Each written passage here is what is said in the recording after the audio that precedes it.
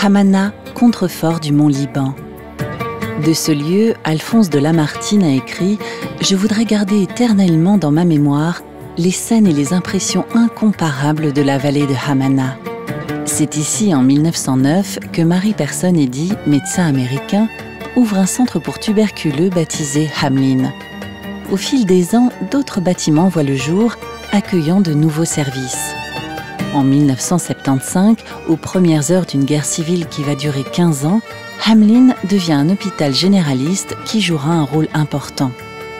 Aujourd'hui, seul l'établissement gériatrique est encore ouvert. Il appartient au Synode national évangélique de Syrie et du Liban, une église protestante arabophone.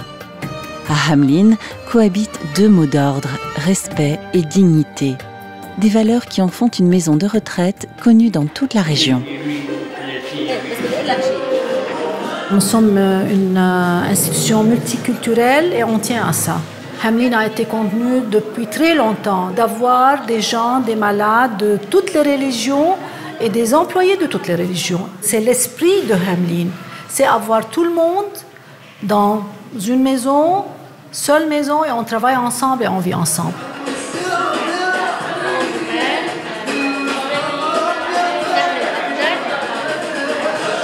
On ne travaille pas seulement pour donner des médicaments, pour les sentiments, les émotions. L'idée d'aider l'autre est vécue avec moi de l'enfance et c'est pour cela que j'ai fait une infirmière. Oh là là, comment je te connais, Mahtani? Comment je te connais? Bonjour. Oui? Non. L'une de mes priorités m'a fait venir là. C'est que je voulais vraiment finir avec la profession d'infirmière de service et commencer avec la qualité.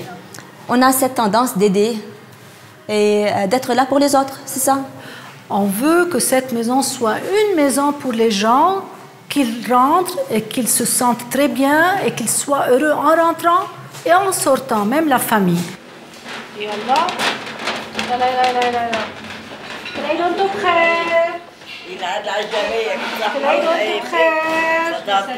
Sana Coré a repris la direction de la maison de repos en 2005.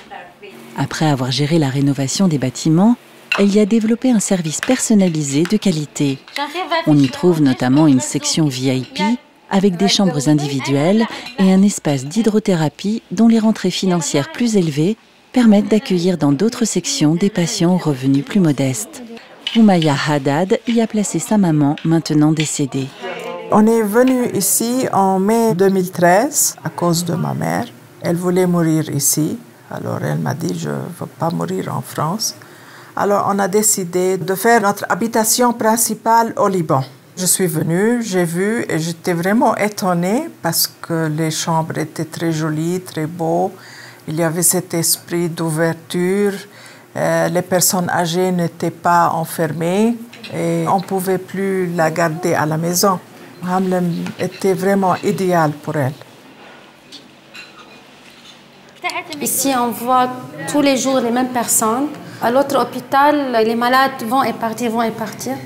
Ici, c'est les mêmes. On doit d'habituer pour travailler avec eux comme une famille. Il y a beaucoup de relations entre nous et les vieilles. On sait qu'est-ce qu'ils aiment, qu'est-ce qu'ils veulent boire, comment ils veulent dormir, côté gauche, côté droite, sur le fauteuil, regarder la télé. On s'est habitué à toutes les choses, à toutes ces habitudes. Il y a un esprit de famille, oui, parce qu'il y a cette chaleur humaine. Les infirmières ils aiment ce qu'ils font. Et ils sont proches de leurs patientes.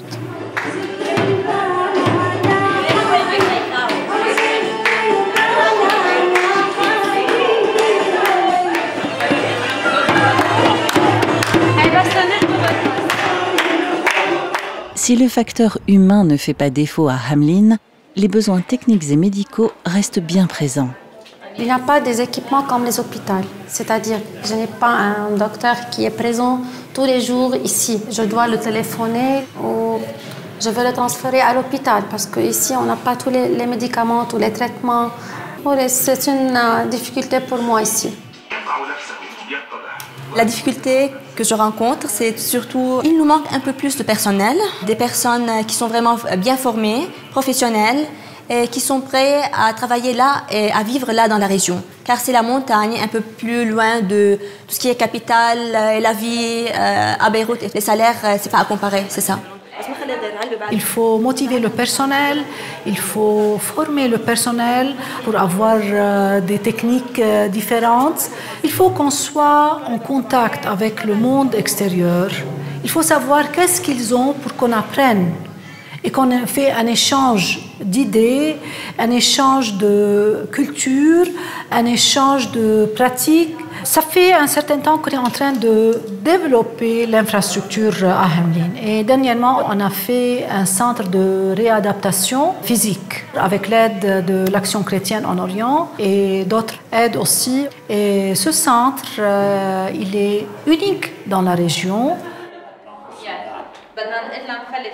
Les personnes qui ont subi une opération, surtout orthopédique, ils peuvent venir là pour améliorer leur santé, leur état physique, tout en parlant de la physiothérapie, de la nourriture et des soins infirmiers en fait.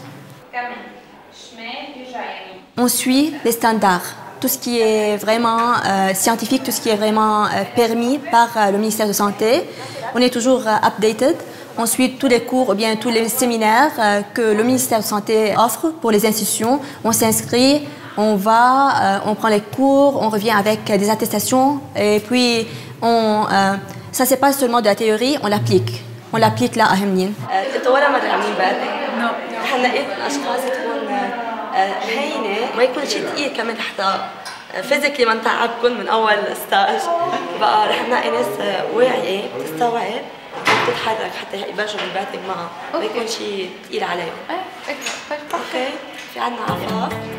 Aujourd'hui, encadrés par Sana et Diana, un groupe de jeunes en formation débute leur stage d'infirmière en gériatrie.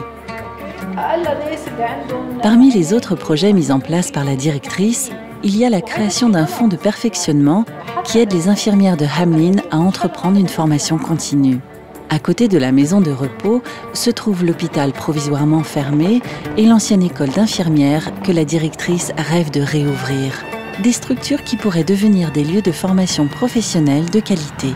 On a un building qui est le Nursing School qui peut être utile pour former notre personnel sur place, mais notre école d'infirmières elle est fermée. Alors, il faut travailler pour refaire l'école des infirmières. En plus, on peut envoyer nos employés ailleurs, dans des universités, dans des institutions qui sont plus spécialisées et qui peuvent aider à se sentir mieux dans leur travail et à être plus productifs dans leur travail.